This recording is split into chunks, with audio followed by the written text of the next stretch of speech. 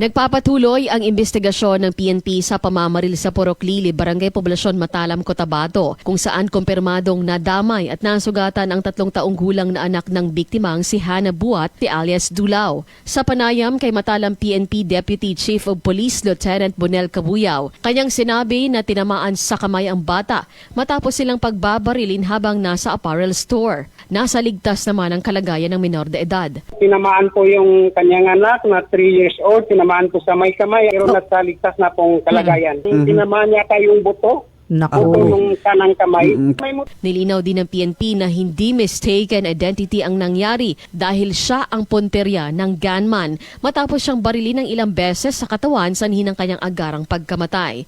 Parang personal po na alitan sa ating investigasyon po, hindi po isang beses na binaril yung babae. Ibig sabihin, hindi po mistaken identity po yun. Yung gunman po, parang sure niya talaga na yun po ang kanyang pakay. Nabatid na 2 linggo pa lamang nakakauwi ng bansa si Buat mula sa pagtatrabaho sa abroad. Hindi direktang nagsabi ng kanyang mga problema sa magulang, pero lumalabas sa investigasyon na may personal problem at alitan ng biktima na tanging sa kanyang mga kaibigan lamang siniwalat. Sa ngayon, personal grudge ang tinitinang motibo sa likod ng pamamaril. Sabi ng PNP, nasa 80% na ang takbo ng kanilang investigasyon matapos matukoy ang suspect at mga nakuhang CCTV footage at iba pang mga impormasyon mula sa naiwang cellphone ng biktima. Sa ngayon, inihahanda ng mga dokumento para sa pagsasampa ng kaukulang kaso laban sa mga suspect na tumakas matapos ang pamamaril. Nakuha po natin yung cellphone at malaking tulong po yun para sa investigasyon po natin. Mabigat po yung ebidensya na nakuha po natin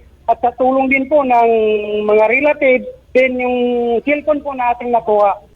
Cherry May Tapia, NDBC Bida Balita.